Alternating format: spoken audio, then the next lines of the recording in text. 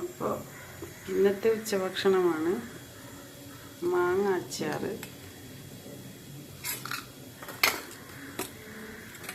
ചെറിയ ഉള്ളി പുളിയിട്ട് അരച്ച ചമ്മന്തി,